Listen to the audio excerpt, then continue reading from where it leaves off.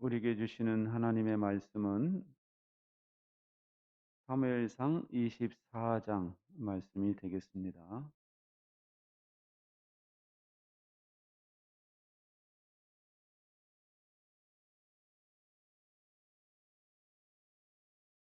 사무엘상 24장 4절부터 7절까지.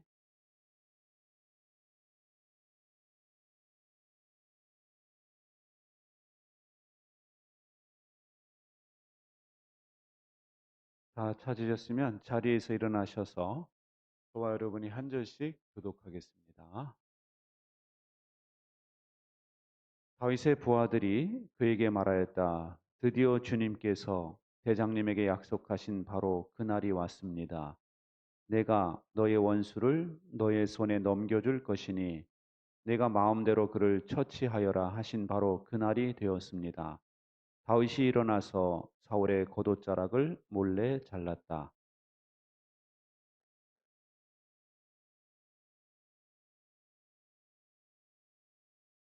그래서 다윗은 자기 부하들에게 타일렀다. 내가 감히 손을 들어 주님께서 기름 부어 세우신 우리의 임금님을 치겠느냐? 주님께서 내가 그런 일을 하지 못하도록 나를 막아 주시기를 바란다. 왕은 바로 주님께서 기름 부어 세우신 분이기 때문이다. 다윗은 이런 말로 자기의 부하들을 다 이르고 그들이 일어나 사울을 치지 못하게 하였다. 마침내 사울이 일어나서 굴 속에서 나가 길을 걸어갔다. 아멘. 자리에 앉으세요. 며칠 전에 월드컵 예선전에서 우리나라와 아랍에미레이트와의 경기가 있었어요. 그 요약한 영상을 봤는데요. 우리 대표팀이 결정적인 순간을 몇 번 맞이했더라고요. 심지어 골대를 맞춘 것도 몇 번이나 있었습니다. 그런데 그 아까운 기회를 못 살리고 페널티킥을 얻게 돼서 1대 0으로 간신히 이기는 그런 결과가 있었습니다. 그래서 다행히도 월드컵에 나갈 확률이 더 높아졌는데요. 우리는 이 기회를 살리는 것을 대단히 중요하게 생각을 하죠. 운동 경기를 하건 또는 내 인생에 어떤 기회가 왔다고 생각할 때 그 기회를 살리는 것을 대단히 중요하게 생각합니다. 그런데 오늘 본문에 보니까 다윗은 일생일대의 기회를 흘려보내고 있더라 하는 것입니다. 오늘 본문의 배경을 보면은 이 사울 왕이 3천 명의 정예 군인들을 데리고 다윗을 잡으려고 엔게디 광야로 온 것입니다. 엔게디 광야는요 바위로 이루어졌어요. 험난한 바위로 계속 이루어진 그런 산과 골짜기가 있는 곳입니다. 그래서 높은 바위들 위에 굴이 이곳저곳에 있어서 시신하게 안성맞춤인 그런 곳이었거든요. 사울 왕이 양의 우리가 있는 곳에 이르렀다가 갑자기 뒤가 보고 싶은 거예요. 대변이 보고 싶어가지고 굴을 찾았습니다. 굴을 찾아서 들어갔는데 하필이면 그 굴이 다윗 일행이 숨어 있었던 그 굴이었어요. 그래서 다윗 일행은 그 깊숙이 안쪽에 피신해 있었는데 사울 왕이 이 갑자기 저벅저벅 들어오는 거예요. 그러더니 자기 겉옷을 벗고 접어가지고 옆에 놓고 그리고 바지를 내리고 일을 보기 시작하는 겁니다. 여러분, 지금까지는 사울이 추격자였어요.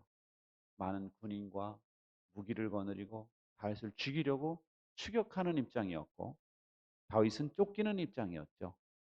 근데 처음으로 역전된 거예요, 전세가. 이제는 다윗은 맘만 먹으면 저 사울을 그냥 한순간에 죽일 수가 있게 된 거예요. 겉옷을 벗었다는 것은 무장해제를 했다는 뜻이죠. 거기 칼집도 있고 다 있잖아요. 겉옷을 벗고 바지를 내리고 보초 서는 사람 하나 없이 혼자 그렇게 있을 때 정말 이제는 그를 죽일 절호의 기회가 왔다라고 생각을 할 수 있었습니다. 그래서 안쪽에서 부하들이 이야기하는 거예요. 드디어 주님께서 대장님에게 약속하신 바로 그날이 왔습니다. 내가 너의 원수를 너의 손에 넘겨줄 것이니 네가 마음대로 그를 처치하여라 하신 바로 그날이 되었습니다. 이 부하들은요, 자기들 나름대로 해석을 한 겁니다. 그동안 20년 정도 이렇게 이 사람들이 피신을 다녔거든요. 그런데 20년에 거의 막바지였어요. 그러니 도망 다니는 것도 이제 지긋지긋하다라고 생각이 안 들었겠습니까? 거기다가 블레셋 땅으로 망명을 했던 적도 있었죠. 별의별 정말 일을 다 겪으면서 이제는 이 과정을 끝내고 싶다라고 생각을 하고 있었기 때문에 그 사울이 들어왔을 때 이거는 하나님이 주신 기회가 아니면 이런 상황이 만들어질 수 없다라고 생각을 한 거예요. 그리고 하나님의 뜻이 바로 그를 처치하는 것이다 라고 해석을 했던 것이죠. 그런데 다윗의 반응은 어떻습니까? 몰래 겉옷자락의 그 일부분을 살짝 베죠. 그리고 나서 부하들에게 타이릅니다. 시작. 내가 감히 손을 들어 주님께서 기름 부어 세우신 우리 임금님을 치겠느냐. 주님께서 내가 그런 일을 하지 못하도록 나를 막아 주시기를 바란다. 왕은 바로 주님께서 기름 부어 세우신 분이기 때문이다.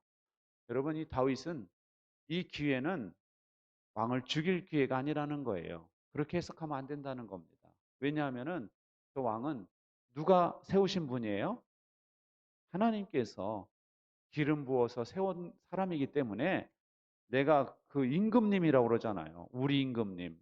존칭을 써가면서 죽이는 것을 하나님 원치 않으신다. 죽일 수 없다라는 것입니다.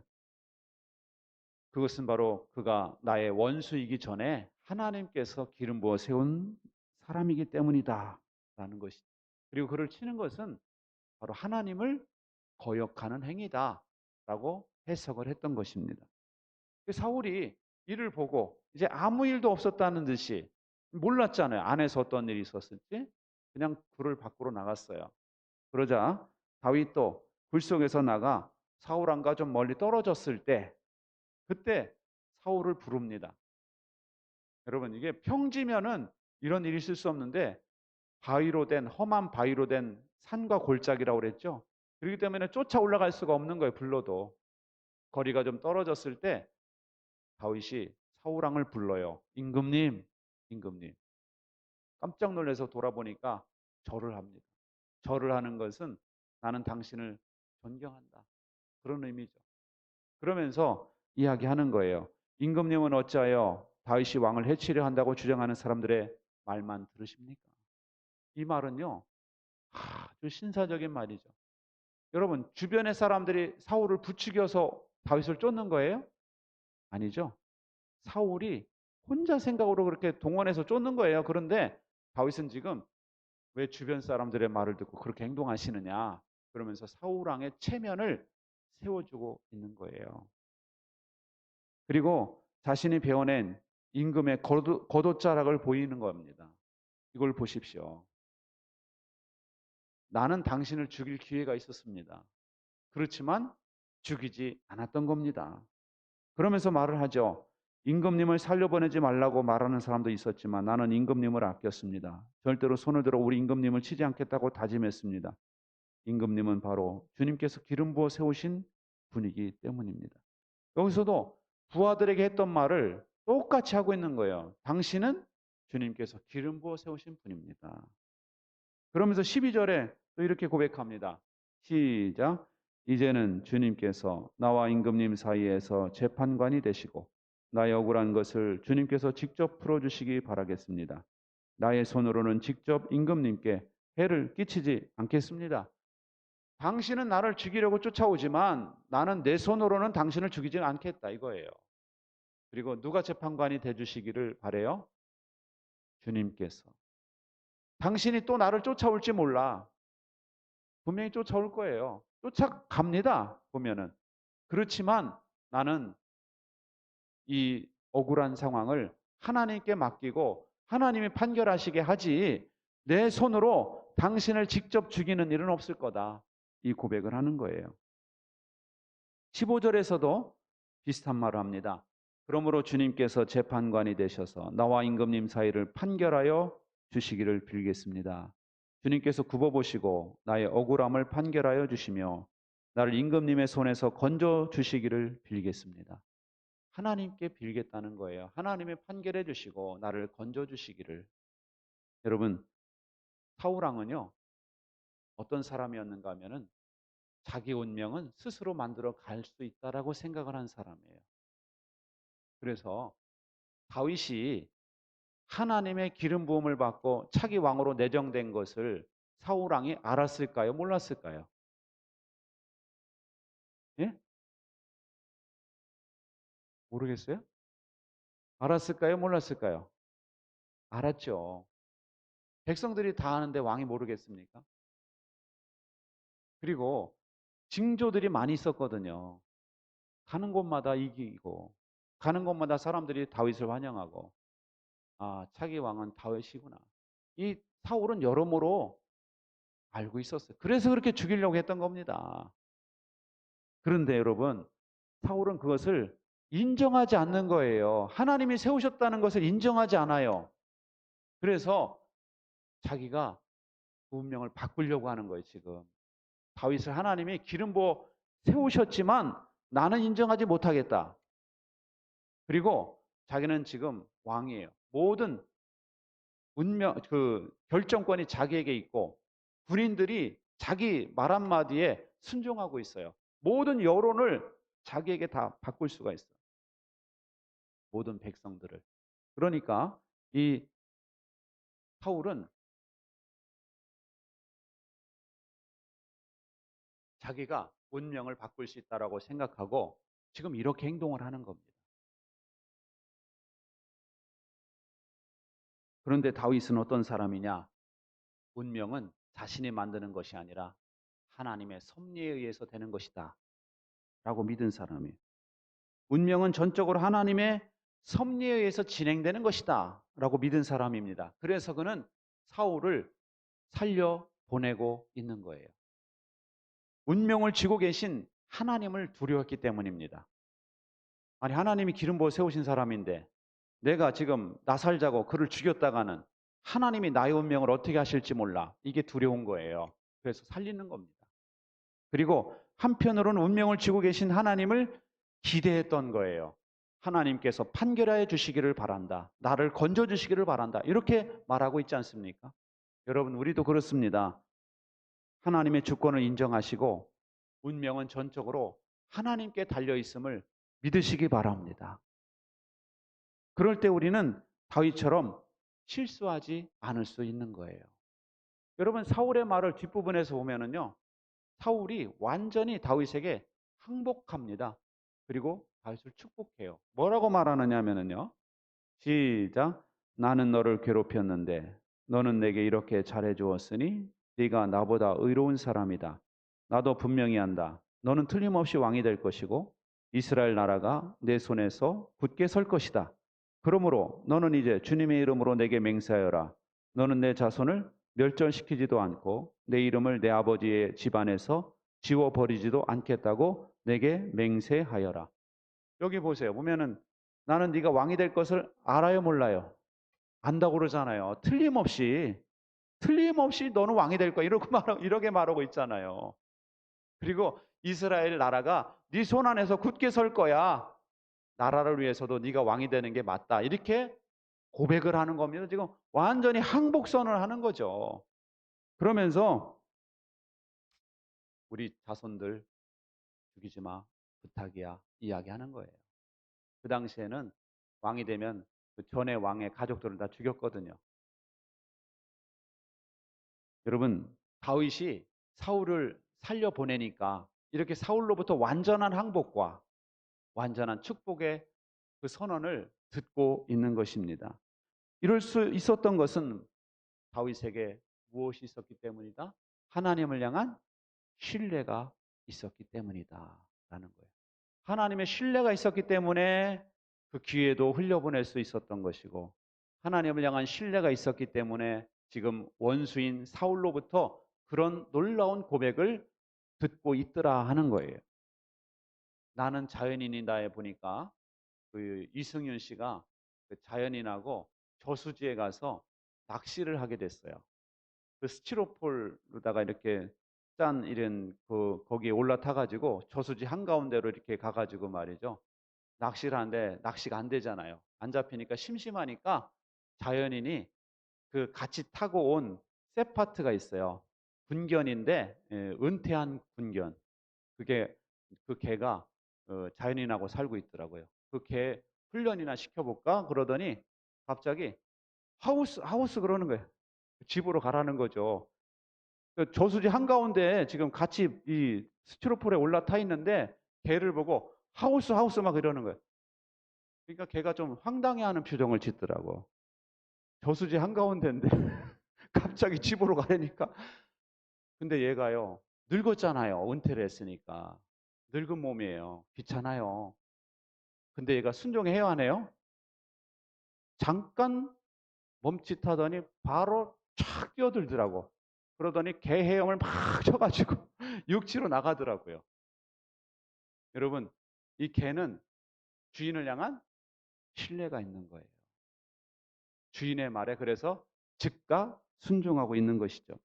여러분, 우리는 주님의 뜻을 알면서도 왜 그렇게 반응하는데 더딜까요? 그것은 주님을 향한 신뢰가 너무 적기 때문이 아니겠습니까? 여러분, 사울왕은 하나님을 향한 신뢰가 너무나 적었어요. 그래가지고 하나님의 뜻은 다윗을 살리는 것을 알면서도 굳이 다윗을 죽이려고 계속 시도하고 있는 거예요. 하나님을 향한 신뢰가 없어. 하나님을 두려워하지도 않아요. 그러자 하나님께서 어떻게 하십니까? 그의 모든 시도를 무의로 돌아가게 하시더라. 헛수고가 되게 하시더라는 거예요. 여러분, 우리가 하나님을 신뢰하지 않고 그냥 내 생각대로 이거 하나님의 뜻과는 안 맞는 것 같은데 계속 시도하잖아요. 헛수고가 될 확률이 많다는 것이죠. 반면 다윗을 보세요. 하나님을 향한 신뢰가 깊은 사람이었어요. 그러다 보니까 그는 모든 것을 하나님의 손에 맡겼어요. 사울 왕도 하나님께 맡기고 그가 복수할지도 모르지만 그것도 하나님께 맡기고 이 사람을 죽일 찬스가 왔지만 그것도 하나님께 맡기고 억울한 사정도 하나님께 맡기고 그럴 때 여러분 하나님께서 어떻게 하십니까? 다윗을 철저히 보호해 주시더라 하는 겁니다. 잡힐 듯 잡히지 않는 노래 가사가 있죠. 잡힐 듯 잡히지 않는 다윗이 되게 만드셨어요. 아니 그냥 손만 내밀어 잡으면 되는데 갑자기 블레셋 군대가 쳐들어왔다고 그래가지고 철수해야 되고 그런 상황이 몇 번 벌어지게 하시는 거죠. 그래서 여러분 지금은 당장은 사울 왕이 모든 권한을 쥐고 있었지만 결국에 하나님께서는 그 모든 권한을 내려놓게 하시고 다윗에게 그 왕의 자리가 가게 하시더라 하는 것입니다. 13년 동안이나 감옥에 갇혀 지냈던 하랄란 포포프 목사가 있어요. 불가리아 목사님인데요. 이분이 불가리아 작은 마을에서 태어나서 10대 청소년 때 예수님을 믿게 되고 그리고 자라나서 오순절교회 목사님이 됐습니다. 1948년에 공산당이 교회를 무너뜨렸어요. 그러자 그것에 대해 반대를 했습니다. 반대하니까 감옥에 갇혔죠. 특별히 이 목사는 헌신적인 목사라고 소문이 나가지고 그 경찰들이 이 목사를 특별 감독을 했어요. 그리고 고문을 아주 심하게 했습니다. 양쪽 발에 안에 톱날이선 족쇄를 채워가지고 거꾸로 매달아 놨어요. 그리고 채찍질을 수없이 해댔습니다. 그냥 계속 채찍질을 하는 거예요. 근데 이 목사가 채찍질 당하고 감옥에 가면은 또 전도하거든요. 사람들에게 전도하고 복음을 전하니까 감옥 사람들이 변화되잖아요. 그러니까 감옥도 16개를 옮겨 다니게 했어요. 이 감옥 갔다 저 감옥 보냈다 저거. 왜냐하면 계속 사람들에게 영향을 끼치니까. 그런데 이분이 13년 만에 기적적으로 석방이 돼가지고 미국으로 망명을 했어요. 그리고 나서 책을 썼는데 25개국 언어로 번역이 돼가지고 출판이 됐습니다. 거기서 이 목사는 그런 말을 합니다. 감옥에서 있었던 13년 2개월 동안 나를 지탱해 주었던 것이 두 가지가 있습니다. 첫째는 시작. 내 생명이 진실로 하나님의 손에 달려 있지 공산주의자들의 손에 있는 것이 아님을 아는 것이었습니다. 이걸 알았기 때문에 자기가 버틸 수 있었다는 거예요. 두 번째는 살아서 언젠가 세상 사람들에게 내가 목격한 것을 증언할 수 있을지도 모른다는 희망이었습니다. 나는 장장 13년 동안 공산주의자들의 사악함을 경험했지만 짐승보다 더 잔인한 인간의 야수성 가운데 피어난 놀라운 하나님의 사랑과 진리를 발견할 수 있었습니다. 고난은 그리스도인들에게 주어지는 위대한 기회였습니다. 이런 말을 했어요. 여러분, 코로나를 너무 두려워하지 마세요. 저는 그런 생각을 했습니다. 생각을 정리했어요. 뭐냐면 코로나로 인해서 설령 죽게 된다 할지라도 지금 솔직히 죽을 일은 없어요. 치료제가 다 나왔기 때문에. 근데 죽는다 할지라도 그것은 코로나 때문에 죽는 것이 아니라 때가 돼서 하나님이 데려가시는 것이다. 이렇게 생각하기로 했어요. 모든 것이 다 그렇지 않습니까? 내가 뭐 무슨 병 때문에 죽으면 어떨까? 무슨 사고가 나서 죽으면 어떨까? 그것 때문에 죽는 게 아니고 하나님께서 때가 되니까 그걸 통해서 나를 데려가시는 거예요. 여러분, 생명의 주권은 누구에게 달려 있습니까? 생사화복은 하나님께 달려 있다라고 말씀하셨어요. 경제 위기도 너무 두려워하지 마세요. 하나님이 나를 살리실 것 같으면 경제 위기 가운데서도 나에게 먹을 것을 주실 줄 믿습니다. 아니, 까마귀를 통해서도 하나님이 보내주시는데 음식을 내가 설마 뭐 굶어 죽겠습니까 우리가? 정말 없어서 죽게 되는 거는 때가 되니까 내가 갈 때가 된 거예요. 그래서 여러분, 우리는 이 주권이 누구에게 있음을 믿어야 됩니까? 하나님께 있음을 믿으셔야 돼요. 언제까지 우리가 코로나 두렵다고 예배를 못 드리겠어요?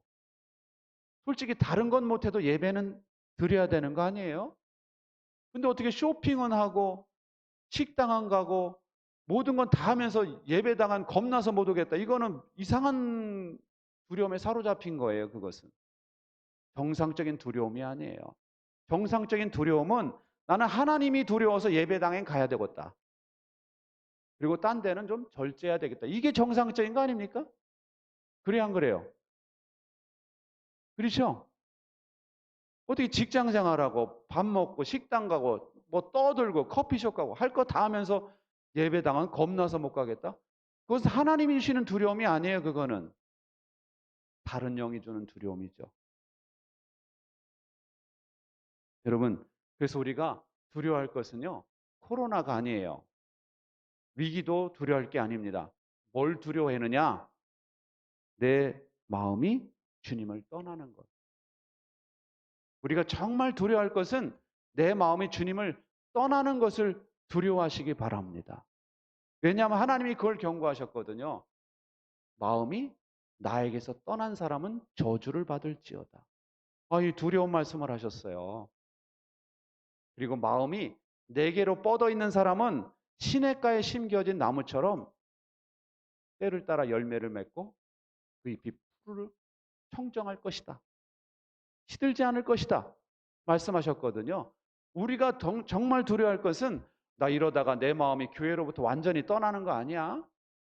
나 이러다가 내가 예배를 완전히 접는 거 아니야? 이걸 여러분이 두려워하셔야 돼요. 할렐루야. 그리고 정말 두려워할 것은 하나님을 더 이상 의지하지 않고 내 자원을 의지하는 걸 두려워하셔야 돼요. 나 요새 많이 부자 됐어. 나 이제는 뭐 넉넉해. 이걸 두려워하셔야 됩니다. 여러분, 아무리 뭐가 오르고 해가지고 내가 자산이 증식되었다 할지라도 그 자원만 여러분이 의지하고 있다면 하나님이 훅 불어버리시면 한순간에 날아갈 수도 있어요. 믿으시기 바랍니다. 정말 우리가 두려워할 것은 마음이 하나님으로부터 떠나는 것, 또한 내가 가진 자원을 하나님보다 더 의지하는 것, 이것이 두려운 거지 다른 게 두려운 게 아니에요. 제가 아까 우리 축구 선수들이 절호의 찬스를 놓쳤다고 그랬죠? 손흥민 선수도 2번이나 골대를 맞추더라고요. 그 잘하는 손흥민이. 근데 왜 골대를 맞췄는지 아세요? 모르시죠? 나는 알까요? 펠레가 그런 말을 했어요. 펠레가 골을 제일 많이 넣은 선수인 거 아시죠? 펠레가 골을 많이 넣는 비결을 말했습니다. 그건 뭐냐면 자기는 골대 앞에 섰을 때 늘 생각을 안 하고 패스할 생각을 한대요. 어디로 패스를 해? 골대로 패스하는 거죠. 골대로. 골대로 정확히 패스해야지. 패스할 생각을 하지 늘 생각을 안 한다는 거예요. 근데 손흥민 선수는 늘 생각을 했을까요? 패스할 생각을 했을까요? 늘 생각을 했던 거예요. 그러니까 계속 그 골대만 맞은 거예요. 제가 뭔 말을 하려고 그러느냐면은 여러분 인생에 절호의 찬스가 왔죠? 내가 이 기회를 살려야지 생각하지 마시고 패스하시기 바랍니다. 누구한테 패스해요? 하나님께 패스하세요. 절호의 찬스가 왔지만 하나님이 하세요. 하나님이 원수를 갚든지 마시든지 알아서 하세요. 절호의 찬스가 왔을 때 하나님께 맡기는 거예요. 그랬을 때 하나님께서는 여러분에게 더 좋은 기회를 만들어 주실 줄 믿습니다. 여러분, 사울처럼 자신의 자원을 신뢰하지 마시고 다윗처럼 하나님을 신뢰하시기 바랍니다. 다윗처럼 여러분의 운명을 주님께 맡기시고 주님을 섬기시기 바랍니다. 그럴 때 하나님께서 여러분의 인생을 가장 아름답게 인도하실 줄 믿습니다. 기도하겠습니다. 좋으신 하나님, 저희들도 다윗처럼 우리 주님을 신뢰하기 원합니다. 주님께 맡길 수 있는 믿음을 주옵소서. 코로나를 두려워하지 않게 하여 주시고 삶의 위기를 두려워하지 않게 하여 주시고 우리 하나님을 경외하게 하여 주옵소서. 하나님께 모든 걸 맡기고 우리 하나님께 마음이 떠나지 않도록 인도해 주옵소서. 우리에게 축복을 주신 것은 감사하지만 이 자원을 우리 하나님보다 더 의지하지 않도록 인도해 주옵소서. 하나님만이 우리의 소망이요. 하나님만이 우리가 의지할 성이심을 우리가 고백하게 하여 주옵소서. 예수님의 이름으로 기도하옵나이다. 아멘.